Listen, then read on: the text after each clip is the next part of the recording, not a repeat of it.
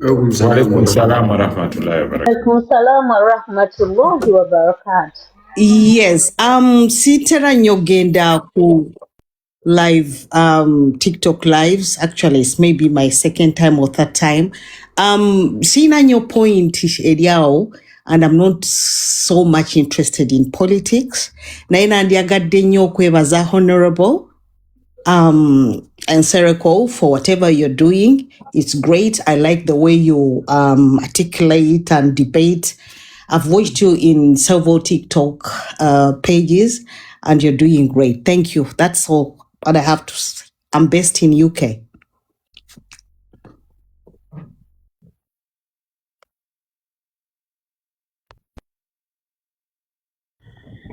Honorable. Thank you very much, Salma. Salma kati mfunye bulungi ndowooza temukyampuliramu echoes. Yes. Julia, echo from you. Wamma Salma weebale nnyo weebalire ddala munnange omwoyo gwo omulungi omanyi kati waliwo bekirumye nti oli best in UK. Naawe teekako nti yo best in Nateete. Abantu tennakaa wali ayina effitina kaakati waliwo atudde ku mwala ebwayise bw'awulidde Salma ng'agamba am best in UK. Salima bwe nnaaba nzizeeko e UK London wamma mukama wange nja kunoonya. Salma, e UK oli side ki? Visa yange ekyaliko ya myezi 6. Oli side ki?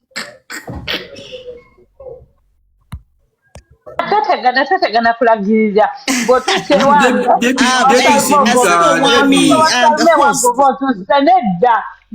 Debireka Salma ndagirire lwaki oluma lwaki nogenda eri bakusala enviiri I'm based in southeast of London, Baitayo, Camberwell. Yes. Honorable, thank you very much. I'm your biggest fan. Actually, and my son Najib. Najib is my first son. He really likes you.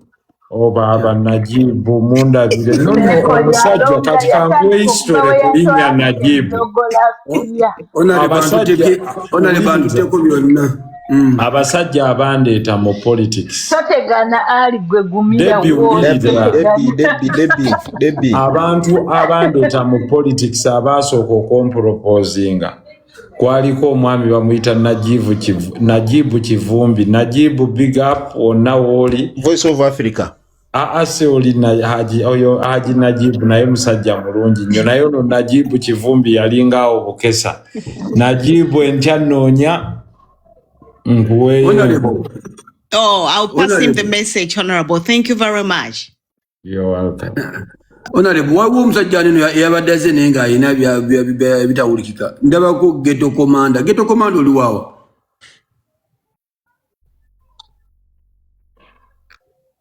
Si ye yabadde ne Echo. Oba yoyo Ghetto. N'amala n'avaako naye. Echo n'esigala. Ghetto Commander. Azira ali mu mute bwana. Yes, Commander. Oyina Echo naye kati tereera. Balamusizzaako abakulu. Naffe sekulamusiza. Oyina omukyala ayogerera mu simu ye mabega. Ayina omukyala amutawaanya. Oyogera ne Bukenya Moses Waiza tewaliwo omukyala gwe ndi naye ndi nzekka. Kale katumutinge yogera. Tweyanziza nnyo Honorable Nsereko obubaka omukulu Kalandalugo mpitiddeko wanange kugoberera ku nsonga egenda mu maaso. Weda mpuliriza kuteesa kugenda mu maaso. Yebasewo. Esebo kati sebo fe tugamba omulamu tuguulidde tugamba nti tuteekewo negotiations okubeera nga abasibe bateebwa mu mbeera zonna naye ne tugamba nti kyekiri kya muntu nga gwe omuntu Ghetto Commander oba oyinayo sisita w'omusibe akikola bannange ate dde byamugjeeko tajja bisobola ekibuga ekyokualudde wano bannange niyo bannange abantu naye ate live omusajja muleka awulirize nze no Debbie no tojjaako bantu kale bansonyiwe neetonda ku lwekyo naye nga nze muleke omusajja kyebaddealudewo dda genda kamukomyewo kamuleete kale mukomyewo geto komanda musajja mba kale tugende ng'omuggyako nebibaneerero yanywedde kofi muka omuganda sister yamaze honorable ani ono bannayigo muleese Dindako Honorable Mutesa ye mulaba. Honorable Mutesa mulaba. But how do you do that? How do you drop someone? Nze siwulidde musaya abadde yakeebaza n'omuggyako. Mukomezzawo ne General Commander, please kindly accept my Nedda dekono mawale yabayita abantu balina okuyita bannaabwe. ndekera dde bane controlling program eno ogenda nze obwedda nze ndaba line up bannange nze kino sikiraba kunsonyiwa mukomezzaawo ne maama sweet darling accepting bane geto disrespect nze, how do you drop him just like that? Agenda komawo Bambi Ghetto Commander Debbie please Debbie no please no negwali mawale muina nkolagana ki ne Debbie Debbie munange muntu gwe mmanyi Debbie mukwano gwaffe ffenna naye ssebo omutuuziza by'obufuzi moderator tuli mu nsonga ziri very serious tuli mu lwali Debbie nkwegayiridde Bambi please no ensi yonna eri kuneewuliriza tuli mu katemba bwatyo honorable tesabya politics na kyentegeera yadde right kati genda Debbie genda sinnavaako ku mulamwa can you excuse yourself please Debbie asanyuse nnyo kati mulaba essanyu lingi Debbie excuse yourself please sagala kujjako just excuse yourself. She's always very happy. When she's very happy, that's how she behaves. Kakati yangu yokomyewo omwami oli twogere ku nsonga oba abalala. Honorable nze nabadde nyina ekibuzo kyange taata. Yes, tukkiriza nti oli very busy mu Uganda muno. Era wakkiriza okubeera ng'oyamba Sauda Madada. Honorable Sauda Madada nzikiriza nti yakuwandiikidde. Naye Sauda Madada ku musango guno oba n'abasibe bonna be baasiba about politics taliyo yekka waliyo n'abalala.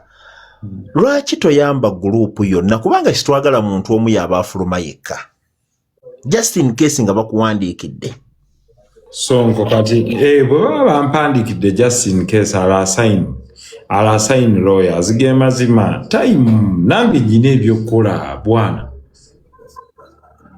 time kyekiri kye nakugambye nti tukkiriza nti oli busy naye wa offering okubeera nga sijja kusobola omanyi ejala Debbie to blocking abantu bawandiika message zaabwe byonna baleke okuwa omuntu atali committed bwe nnaaba siikola ekintu nga sijja kuba na utmost commitment kiba tekinyamba. I haven't done anything like that just in that day. I haven't blocked people. Those are other moderators. Nesina just in accepting and then the acceptance nani yasose nani yazze kumbamba labamba mani. That's the only thing I'm doing. I haven't blocked anyone. I haven't muted anyone from commenting. I am sorry. Kale tugende maaso Honorable Sebo okomyewo Honorable Mutesa kwali nina tayogera kigambo kyonna Sebo w'ekitiibwa Muhusini. Assalamu alaikum wa rahmatullahi ta'ala wa barakatuh. Wa salamu wa rahmatullahi wa barakatuh. Anyway, ndi musajja wa Ecological Part of Uganda, President wange Honorable Muhammad Nsereko. Naye nze nsaba busabe ku lw'omutima lw'okuzimba ekibiina Haji lwaki abaana tetubabeereramu ddala ne tulabira ddala we lead by the example ngafa aba Ecological Party.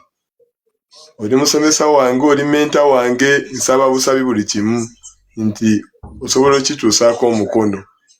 Leading by the example Ecological Party nekola ekintu ekituufu. Nkuwuliriza ssebo weebale. Lukwago Swaleke agambye mumublockinze. Why don't you bring? Who is doing that? It's not me, guys. I can even leave. I haven't done that. Mujjeko wa moderator Debbie, mujjeko wa moderator talina kyalina kuddamu. Ali mawale luno Lukwago Swaleke mukomyewo.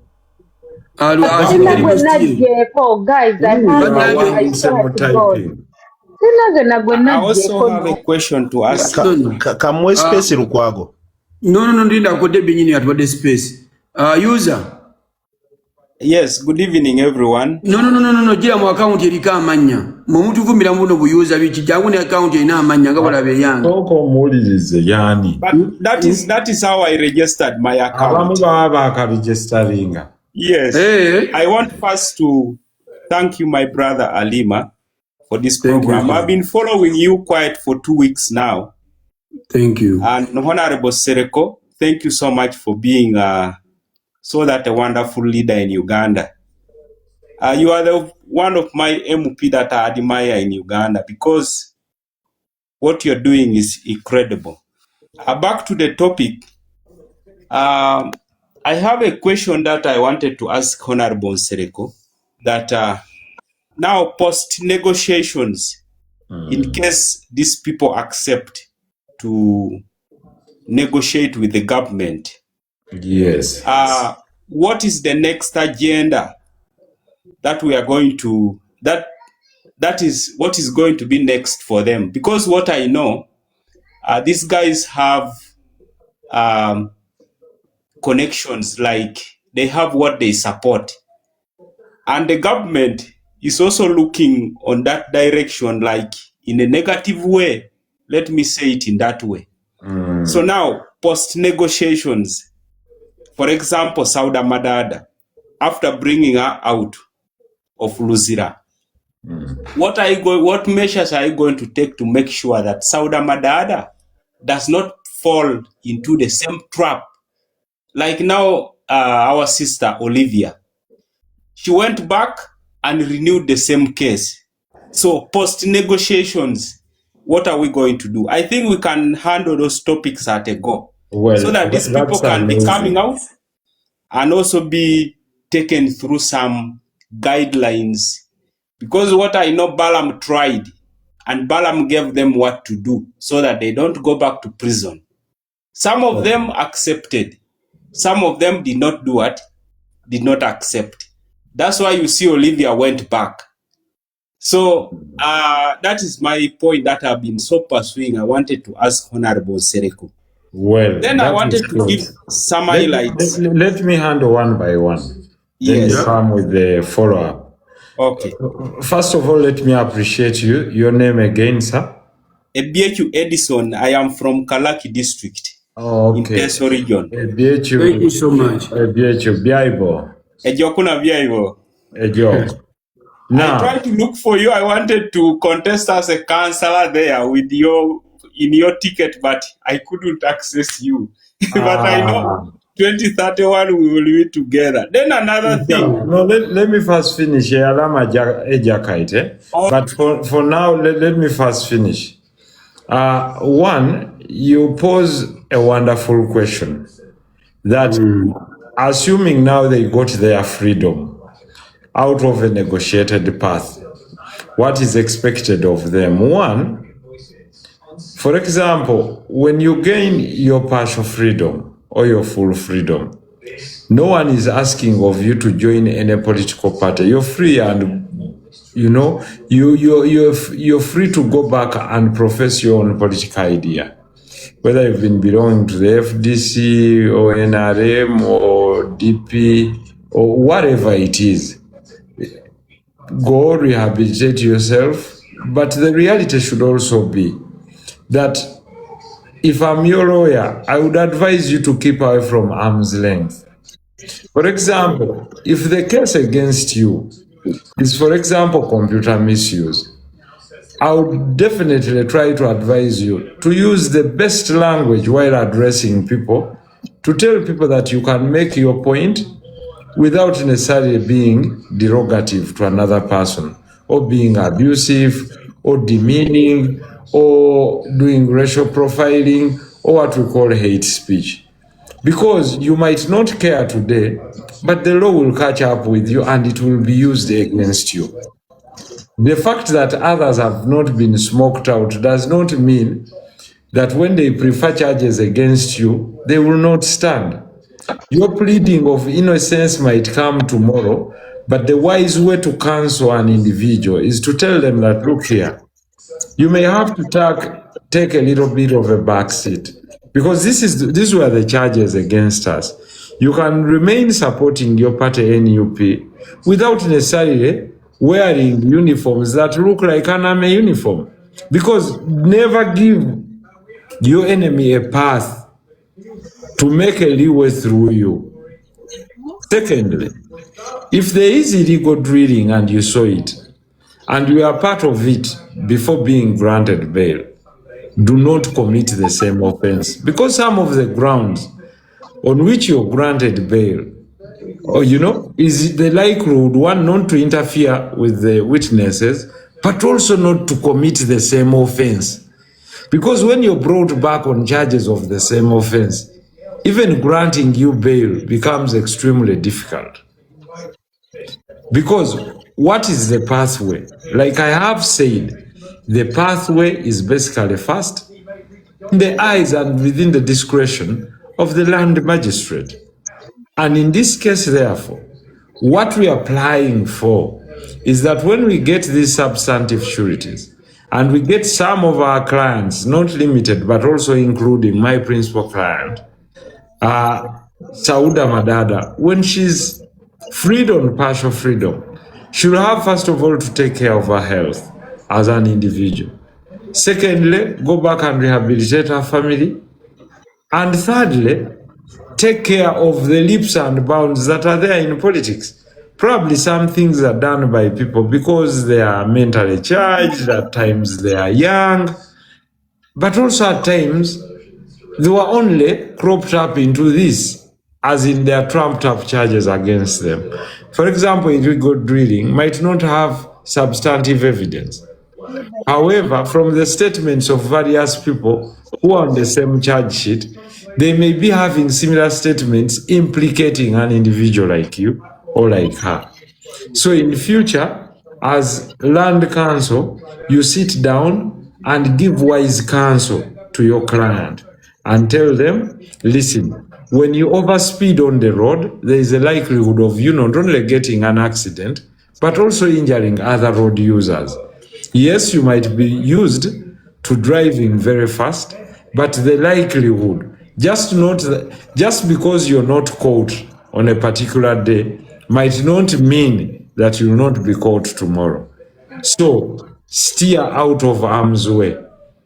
Thirdly, is not to follow a bandwagon, because you had, like yesterday during the submission of one gentleman, he clearly said that for them, they are in the diaspora because they cannot put their blood on the line. Because I asked him, did you vote? He said no. Did you support the protest vote? He said no. Then we asked him, why did you come here to protest? He said, I'm not a fool.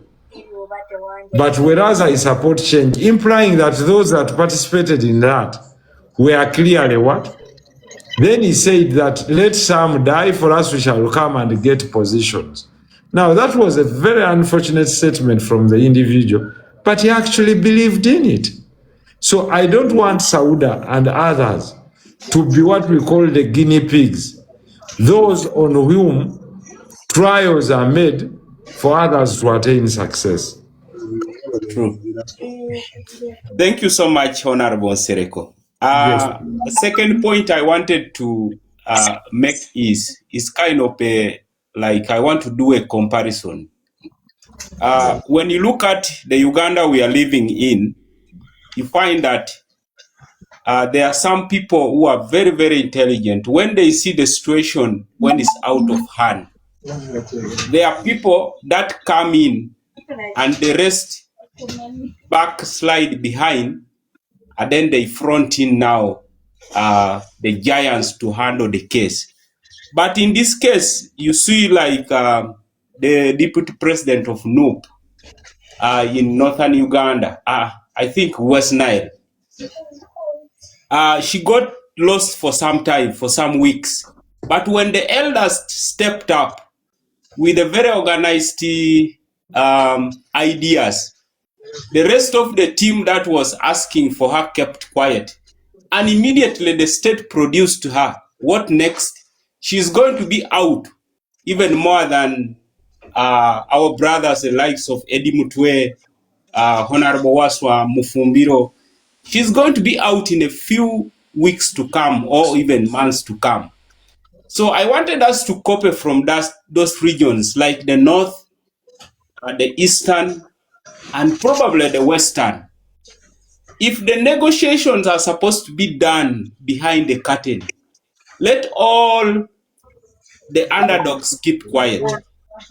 But now when you come to the central, this site, Pachua, I'm very sorry to mention this, but when you come here in the central, the elders try to front the negotiations. The underdogs come and silence them. That's why you see even His Excellency Honorable Chagulanyi was asking that why the church is quiet. The church is being attacked. Why the elders are quiet? The elders are being attacked by elite group. So I wanted to ask everyone who is in the platform, please, if we are handling negotiations and now Honorable Nsereko is leading, maybe it's going to be backed by some elders in a certain stage. Let us respect that and let the course go on until everyone is free. Because you can't compete with the state. That is the fact. Me, I have one of my museum that I work with. Even got sick after realizing that Honorable Chagulanyi was given 2 million votes. He got sick. He told me that, Edison, I didn't expect this. All my hope that I had got done. But now if the hope has gotten done, that is what the state has done. Let us accept it. So I want to thank you so much. I don't want to take much time. My elder brother, Alima, thank you so much. Continue with the program until the mission is done. I think they will get to know later on. Thank you so much. Yogasom, my brother, Ejaka. All right, Eyalama. Thank you very much for your wonderful submission. And I would like to say thank you for the respectful submission. And that is what we believe in. In a country with people that believe in diversity, we know we all hold different shades of opinion and even different opinions on certain matters. We can't be as individuals uniform. But we must leave room for what we call flexibility. Because when we are all flexible, then we come up with creative solutions, hammer out compromises, and compromises means that everyone from all angles, from either side, must live in a world where there is a lose and win or win-win situation. And this increases the likelihood of finding mutually acceptable terms of humanity living together. These are some of the things I tell people, that it is only when we come together as individuals and discuss certain matters that we find what we call common interests, the well-being of humanity and society, that negotiations will focus on. Because we must focus on the broader picture as well. What is the well-being of our people? What drives them into this? What is it that we can do better? But I would like to be on record that it's not me leading the negotiations in this case, but I believe in negotiations as a way of also solving problems, and that is what we call alternative dispute resolution. Masebo mwasibi mutya. Akati nze endowooza yange ku nsonga eno. Ani sebo? Endowooza yange ku nsonga eno eri nti. Amannya go. Bampita Felix. Ani? Lutaaya. Thanks okulaba. Kale sebo. Akati nze endowooza yange ku nsonga eno eri nti. bw'okeera ku makya omuntu ng'akuvuma n'ogenda n'omutwala mu kkooti. Mu kkooti eyo ne mutuuka ne muteesaganya nti omusango ngenda kuguggyawo, toddamu kunvuma. Okiwulira?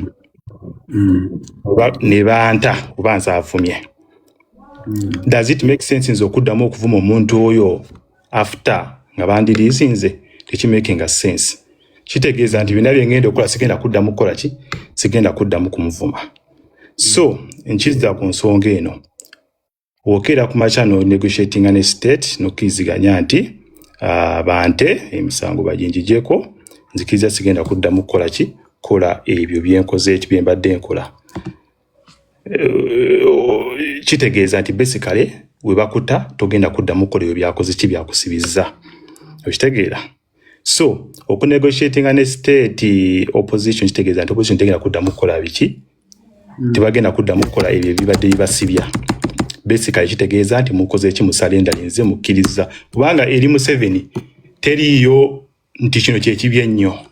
Okitegeera? N'okumugamba bugambi nti genda nakyo kikola ki? Nakyo kibi. Okiwulira?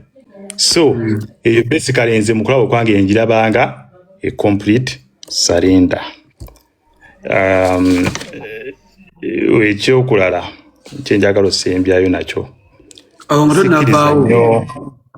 tonnavaawo. So if it's a complete surrender, what advice can you give us? Okay, kati nja kubeera honesty, sisuubira nnyo nti waliwo ekyamaanyi ekikolebwa ekiyinza okuliberatinga abali mu makomero okuvaayo. So siyinza kuvumirira oyo ateekinze position yonna gy'aba ateekinze. Okiwulira?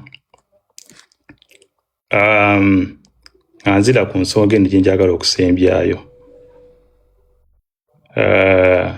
Sikkiriza nti eno charity undertaking as it's being presented.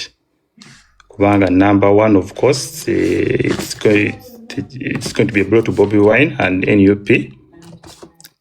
Baferinzo liberating subjects zaabwe, so their opponents are coming out to liberate them. So in terms of public trust and confidence, it's a lose for NUP and Bobi Wine. Then number two, of course, Chigenda cleansing a state image. Manyeding werabika to the international community into Museveni are releasing the political prisoners. It's a very huge benefit to him. And of course, whoever is leading the program, again, akuba kochafu na yo, because you're literally helping to clean after their mess. So, your submission yange. Webali mbadde njakubuuza Felix.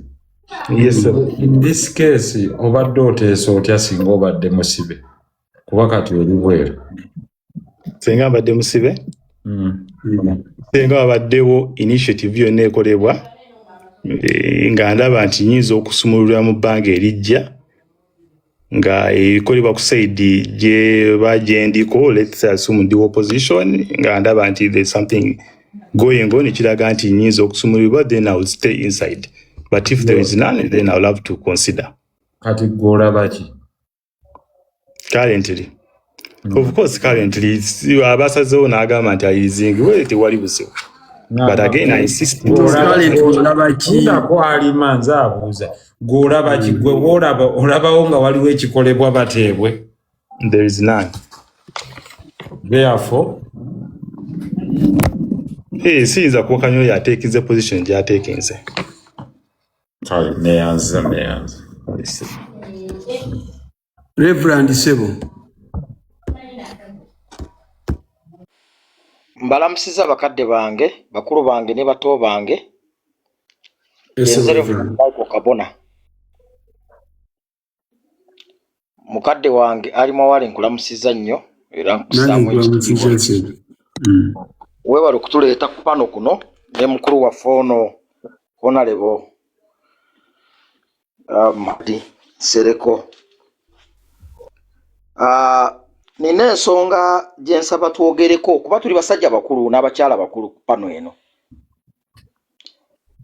Lumu Honorable ono yantaasa era buli lwemusiŋŋaana muwasaluti biseera bya mad and dust awo Old Kampala nalina omwana mu mmotoka ng'ali eryenvu n'asuula ekikuta ne batusibaako esisi n'etukwata. Omwami ono yekka yavaayo n'antaasa, naye nali ntuuyanye ng'embeera ezibuwadde.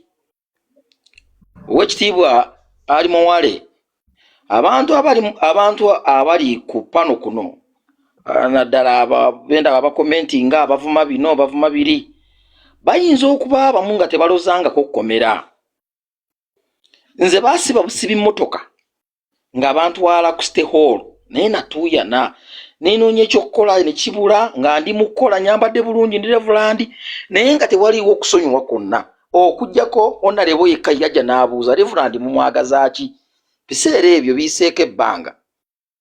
Kakati abantu bano tufunye muzira kisa nti asobola otuweerayo ku magezi oba n'atuusa ku balooya abamu abasobola okuteesaganya n'abantu bano ne bava mu kkomera. Tuyina Honorable alina omuntu gw'ayogeddeko omukyala Madaada, ebintu bye tamanyi oba biri bitya. Omanyi bw'obeera mu kkomera ebyo byonna obeera osala endinzi bifa gubadde omulimu osiŋŋana tewaki. Nze mbadde nsaba mu kino obwetowaze bwange bwonna mbutwala ewa Honorable. Oweekitiibwa Honorable wali onyambyeko, nkimanyi osobola n'okuyamba omulala. Bwanga waliwo chance esobola okwogerezeganya n'abantu bano abali mu kkomera n'abo bekikwatako okubata, mbadde nsaba otuzanyireko paati eno abantu bano bateebwe. Nsaba busabi kubanga mu butuufu ekkomera mpozi nga tolimanyi ekkomera kintu kirala nnyo. Banaddiini mbaddeko ku NBS okwo nga ndaba Kenya yakkaanya, Mandela yakkaanyako n'oppositions nabano basobola okukkaanya. Nsaba waveeyo omuntu asobola okutuuza oba okukaanyisa state n'abo bali mu kkomera. Abantu bano baveeyo badde mu maka gaabwe, abamu balina abaana. Oba njogedde nnyo munansonyiwa naye nze njogeza buzadde nti mu butuufu nze nali ndabyeko. N'olwekyo Oweekitiibwa Honorable Muhammad ntaasiza abantu abali eyo. Bw'oba olina olulimi lwonna wadde ogambye oli bize, bwaba waliwo embeera yonna gy'osobola okuzannyako, abantu bano bave mu kkomera neyanzanyo neyanzeege. Weebale nnyo ssebo Reverand munnaddiini omulyoyi w'emyoyo. Mbadde nsaba abali kuno nga basiimye nnyo message evudde wa Sauda Madaada ne efforts ze tukoze okutuukako wano. Bawandiikewo ekigambo yes, mutayipinga ekigambo yes. Abasiimye enkola eno gye tuliko egamba proceed with negotiations because your voice matters. Nagamba nti aboonoona mu kibiina babaamu batono nnyo. Mubaddemu ebivubuka biriko wano nga 3 bitayipinga byataddemu type naye ebyo bye biri ebigamba nti bikulaba ate nga tebikulaba mu fake account. Mwebale nnyo, mwebalire ddala. Kati ndowooza olwaleero bikitegeere nti ababadde basirise be babadde abangi. Mbadde nsaba bambi buli omu ayinako awo atayipingeko ekigambo yes. Ekigambo yes eno. Mwebale nnyo, weebalire ddala. Omanyi gano gakyala kimpadde galowooza nti gayinza okubeeraawo ne gatayipinga nga bwe geddamu. Agamba n'okugamba nti wano waffe simanyi ewaabwe yewa, kati layivu yaffe nge bamazeeko emirembe ewaabwe yewa. Kaakati nsaba mwebale nnyo, mwebalire ddala. Yes, ekigambo yes ekyo teekawo yes.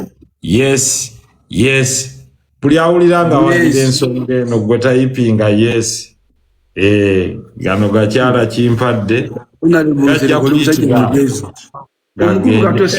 Anti you see, abasinga obungi they appreciate the effort. If you appreciate the effort, wandiika ekigambo yes. Awulidde. Mukulu Kato badde ogamba kisebo. Sebo neyanzege. Honorable inayo budde kisebo otusibula. Kato Kaweesa kabeeko kyayogera, Salma yayogedde, the wise n'abalala. Thank you very much. Tutugenda kwongerako bala waggulu bano bamala nga tukulozinga. Sebo Kato. Okay, sebo neyanzege erinnya lyange nze Kato Kaweesa. Mbeera bwayise wano nakava mu kalulu. Ku kye nalabye mu kalulu, Uganda we need dialogue. Twetaaga okwogera. Kyannuma nnyo Alhaji Muhammad Nsereko akalulu kaffe kabeererawo bannange nakuyiga ngenda okuwulira nti oli mitala w'amayanja kuba ku kye nalaba ku Tale Center kyali kyetaagamu omuntu omugezi era omukugu amanyi ekyokukola naye tewaliiwo bwe tutyo abasajja ne batuwunzika. Ekyokubiri yalutegeeza bannange nabampuliriza wano waliwo omusajja wange bamuyita Muvakko kyabadde wano agukuma nnyo awo biki ne namugamba Ssenyondo bw'obanga gwe ogukuma ng'ogamba nti okuteesa si kirungi oyina emmotoka yo ekirungi ovuga birime era n'emmotoka yo gitimbeko ebipande ebiraga obutali bumatuvu tulabire ku ggwe kyamulema. Muhammad Nsereko alina ekintu ekyangu kati kyatukoledde kyangu ogula kimanira pepa kya nusu 5 ng'owandikako ebigambo ng'oteekako ebigambo by'oyagala ng'otambula mu kkubo ekyo nakyo tasobola kukikola n'abalala abalinga oyo. Nze maliriza ebigambo byange ne ku leediyo zonna we mbadde nti bagamba kuva Saturday naliko CBS n'abalala eno embeera gye tulimu yeetaagira ddala okuteesa okujjako omuntu nga tayingirangako mukomera mawale bwe bakuteeka munda wano nga wakayingirayo abantu bajja 3 4 2 batandika okukulaba okujja okukyalira bwe giwera emyezi 2 batandika okubula teri kintu kizaamu maanyi musibe nga bantu bamulambula neteebereza okuva wano okutuuka eruzira omuntu atalina ntambula osobola okukozesa emitwalo nga 3 okulaba omusibe protoko nyingi nnyo lunaku lulamba osobola okulumalayo ng'ogenza okulaba omusibe. Kitegeeza ki nti n'okugenda obugenzi okukyalira omusibe otuuka akaseera ne weetamwa munno n'obikowa n'obivaako. Nina mukwano gwange omu Malema Biriizi ku bimu bye yannenya nga bamusibye butamukyalira nti awa nompaana waana nga bwe bansiba tewajja kukola ki kunnambula. Kitegeeza ki nti ekkomera liruma ekkomera limenya ate naddala nga bakusibye gino emisango egyaffe egy'ebyobufuzi egy'okugattako obugasi. Nze nzikiriza nti bwe wabeerawo obusobozi bwonna ow'ebyobufuzi yakuteekako omusango ng'asobola okukuta kubanga akuteekako omusango ate era yagukuggyako okitegeera. So nze omuntu yenna obaani bwe kibanga ow'ebyobufuzi yalina obusobozi obukola kyonna ekisoboka. Nsonga nnyingi nnyo zeetaaga okwogerako wano mu ggwanga Uganda ez'ebyobufuzi weeziri. Ffe akalulu ke tubaddemu ak'ekiyaya akawedde emirimu n'ova eno ng'owangudde abantu bajaganya n'otuuka eri ne balangirira mulala. Ekyo atudde mu ntebe y'obwa pulezidenti ne bw'oba tokkiriziganya naye ekyo kyetaaga okwadresingibwa kuba tekibangawo. N'ova eno nga Kato Kaweesa owangudde eno olesa abantu badigida n'ogenda ku Tale Center ne bakugamba oyinamu miliyoni 10 oyinamu 5 oyinamu bweziti ate nga wowe nnyini mu nfu waliwo n'abafere ng'okwata miliyoni 10 n'ozimuwa ate oli alangirira natakulangirira ng'ogudde mu bafere. Ebyo byonna alina woofiisi ennene yakimala. Kyova olabanga kati mu Uganda buli kimu alina entebe ennene yakimala.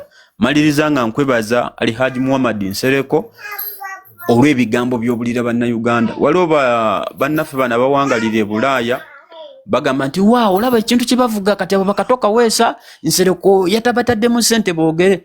Bo balowooza nti buli muntu mu Uganda alina kulowooza nga bo we balowooza tebakkiriza Kato abo tebakumenyera bwereere anti gye bazigabira bamanyiyo bakwate kubo nabo bagendeyo babawe. Gwoyo tomuddamu buli muntu ayogera nonsense ng'oyo ng'omugate wali buzibu. gye bazigabira omanyiyo ate n'obwavu bukuluma. Kwata bukwasa taxi ogende. Akalala nga maliriza be bazannya ebyobufuzi nga bali bweru wa ggwanga nga mukuma omuliro nga temulumba nga temukola muti aboogera ebyo nti nga temulumba bali mitala w'amayanja, abamu bayina bakyala baabwe, bayina abaami baabwe, bagukuma mu mbeera bwetyo. Maliriza ebigambo byange nga nsaba bannanga abali wano, twetaaga mirembe. Nze nga Katoka Weesa twetaaga mirembe kuba kati politics yawedde. Tulaba tutya bwe tudde engulu bwe babanga basibe basibiddwa baveeyo, tulabe ng'eggwanga lyaffe ligenda mu maaso. Neyanzege ali nze Kato Kaweesa kuva mu bendobendo ly'e Bwaise.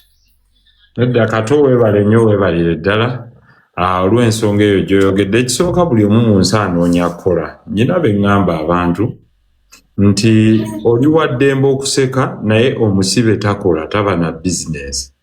Ali ebweru yaba ne bizinensi. Nnyina n'omukyala gwe mpiseekaawo naye naŋŋamba nti onalebwa abaana si baakuddayo ku ssomero, nze yali abaweerera naye ye si wa bya bino. Naye n'otunulamu n'ogaa nti abantu ali eno bizinensi ze ziyimiridde, buli kimu kifudde. Kyova olaba nti bano abasajja abagamba abantu genda weekalakaasi, amanya anoonyoona ali idle. In fact, government must address that thing. It should be called rehabilitation. Rehabilitating these people butabeera idle, ne baba reskilling ne bakola meaningful business. Era nze njawukana nnyo n'omuntu amala gaga nti ati kere nkya bano bagobe mu kibuga. No, find them an alternative. Because you see, bw'ojja omuntu omunaku mu kibuga nga tomuteekedde kitegeeza agenda kubeera potential criminal. Kubanga naye human nature calls for survival. Kakati survival instincts nga mwalaba muli bulungi bwe mugaa nti owa boda afulumya atya. Toyinza kumala gamufulumya bw'otyo. Omuntu agenze mutaddewo n'essaako mugitaddemu ne ssente tibeewole ssente za boda ate nga goveringa oga nti bo bafuluma ekibuga. Ogamba wa boda afuluma ekibuga. Just muteeketeeke n'ekigali boda gye ziri. Nze mbagamba nze siri awo nti ndi excitable. No. Yes, mu abaguze emmotoka mungu abasaasidde. Yes, mu baboda mulimu abamu ab'empisa embi. Naye yes, basaabaza mmwe. Kakati gavumenti tonnateekawo baasi. Tonnateekawo eyo gye tuyita mass rapid transport system eya train ne tram. Ono omugirawo ki? Just mutereeze ogambe nti kakati tujja kwambala helmet bweti ayita ku kitaala bajjamu kubanga emitwalo 2 tubawadde grace period permit tugisaze ebbeeyi. Permit y'owa boda eri ku mutwalo 1 oba 2 buli omu agende ku training yambala engatto bweti beera smart bwoti beera ne uniform. Kwega tubeere ne uniformity naye nga tutaddeewo a city that excludes the poor, only retaining it for those that have been successful. Ate bw'oba osobola okubeera mu kibuga nga kirimu ebinnya oba oluguudo lw'ettaka n'olutali lwa ttaka, kitegeeza awo tulina okubaamu ne compromise. Tumanye nti si nti buli wasiraamu dwera oba ze muyita gete emigotteko nti olina mugoba bugobi nti what policy do we have? Nti tukwate tuggyeko emu 2 tuzimbe low cost houses nga tuinvestinze oba public private partnership. Omuntu abaddewo mugambe nti kati dda mu nnyumba ya bisenge 2 flat yo wali z'obadde opangisa kakati wano ogenda ziwaayo nga zisasula mortgage yo okumala emyaka 3 naawe ofune ennyumba. So we must be responsive to people. Sikugamba nti you can just exclude everyone for the comfort of only those that have. I think in my opinion that is important. So Haji Ali Mawale wamu n'ababaddeko mbeebaza olw'ekiro kya leero. Manyi muyina ebibuuzo bingi, muyina ebirowoozo ebirungi bingi.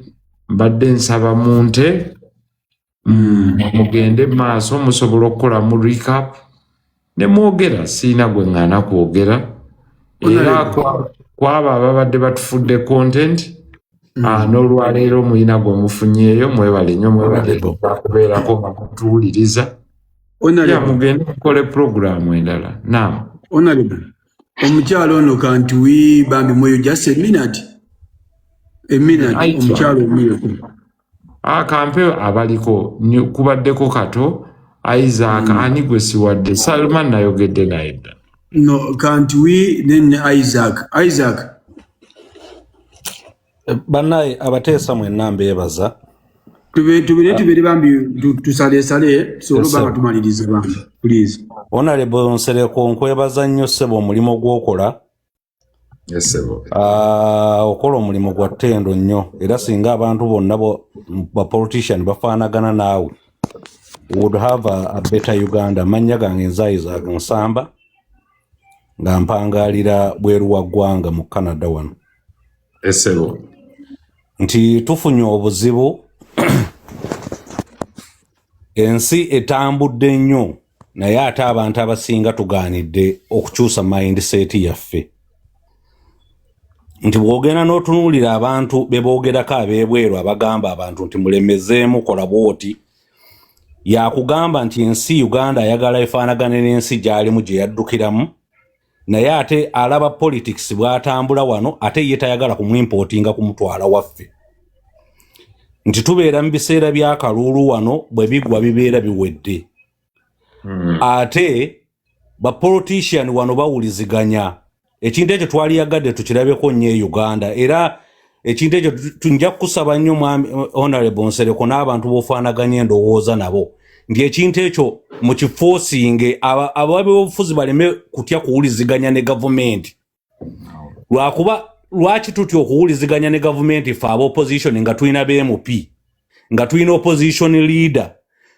ekimanyisa nti tuba tumaze okukkiriziganya nti eno gavumenti emaze okuyimirirawo mu butuufu bwayo however much tokkiriziganya ngeri ki gye baalonda mu gavumenti eno naye kasita otandika okugamba nti ndi leader wa opposition nze minister shadow minister wa gundi ekimanyisa gavumenti ebeera weeri mwemuwuliziganya mu parliament naye n'osigala ng'ate ogamba abantu b'owansi nti tetukkiriza kuteesa ne gavumenti ebyobufuzi navadde Uganda naye nabirimuko ku mulembe gwa Ngoma Ngime ne Wini ne Dr. Kiza Besigye bwe baddira mu byobufuzi abaana bangi nabalaba baafa emyaka gyaffe abaana bangi baabasiba ebyo bibaddewo over 25 years kaakati osuubira otya okuimplementinga strategy emu ey'okulowooza nti gavumenti ogenda kubeera olwana nayo force yokka yegenda okukola n'olowooza nti kigenda kukyusa gavumenti emaze emyaka 40 mu buyinza naye abaana b'abandi bavundira mu makomera twagala opposition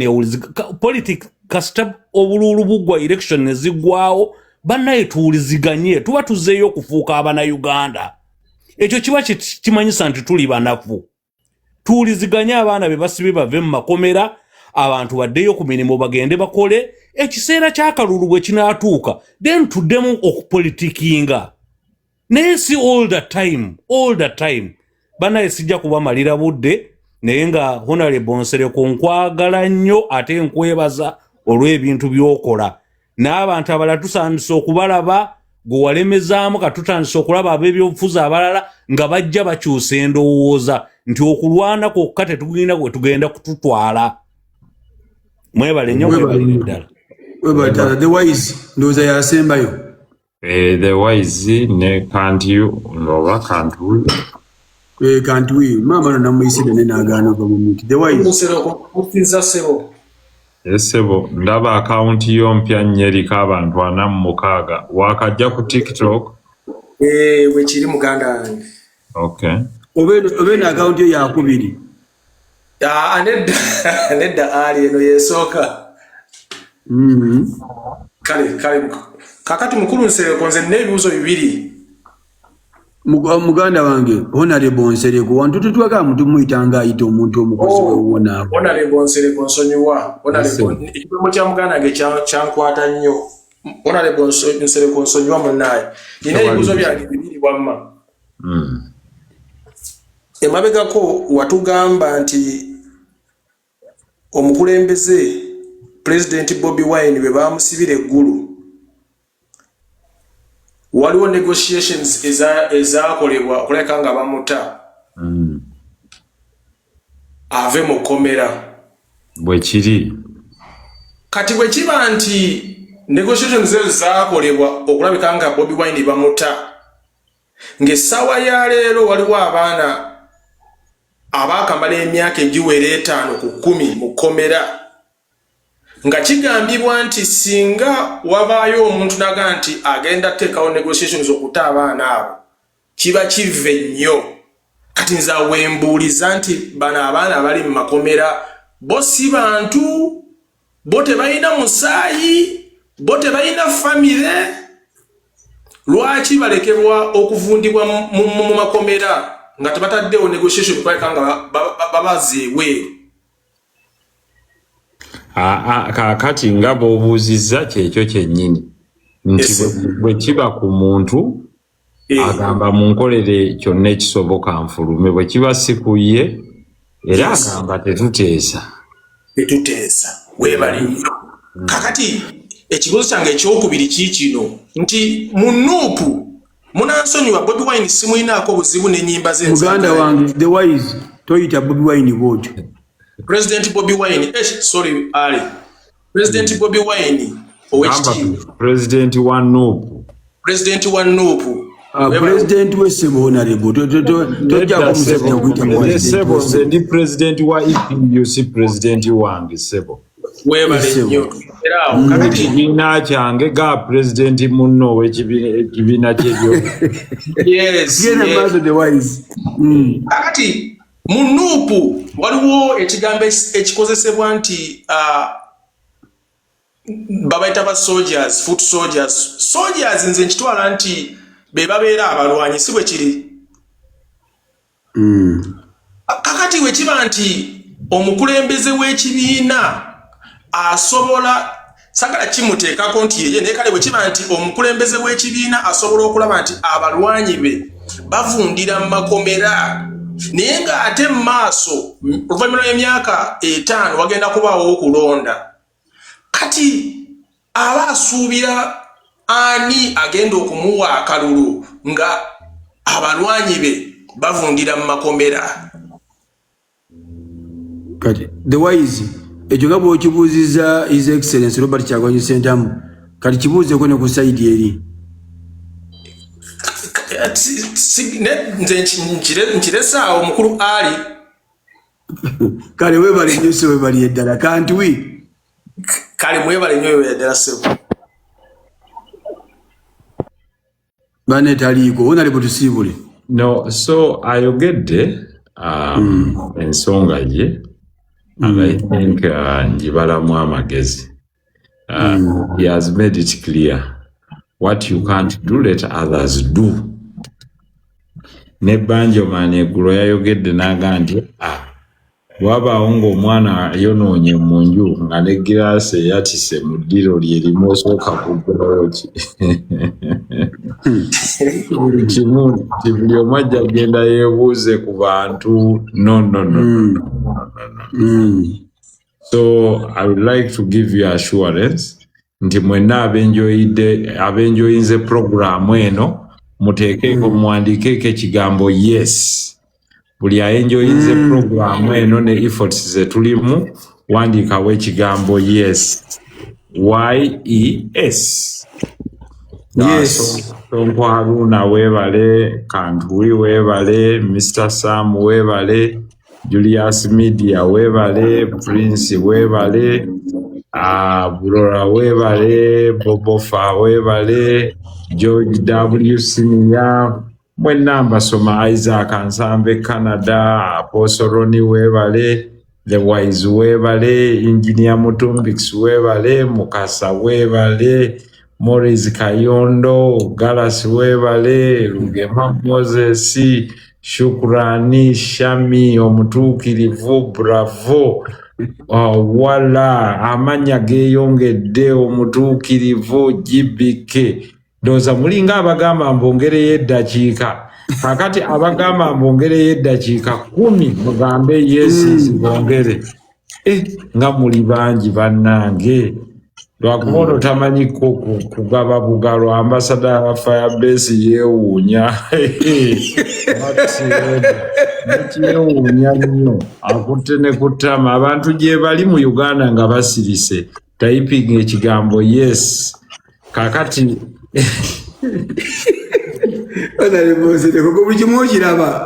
nkiraba abantu bayitirivu Neema agambye yes Wala yes Suna yes Feziani yes bannange bagambye bongereyo eddakiika sebo kulw'okusaba kw'abangi Democracy agamba yitayo abantu 4-5 bateeko tebagamba Nsereko oli musajja omulala nnyo anti y'okunyolo ate mwe mugamba maanyi g'abantu kati gaago ago maanyi ambasada akoze atya ago ge bayita amaanyi g'abantu ambasada agambye atya nti Salima wamma birabyo otya naye okwewuunya si kubi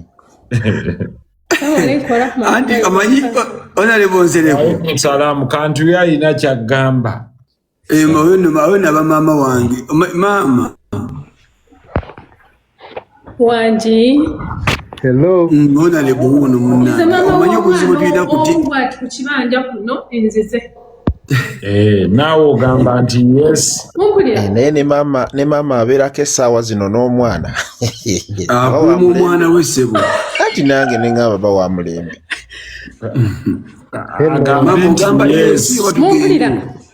Hello. Nze njagala kulaba yensi nze nzize wano Honorable Nsereko njagala kigambo yes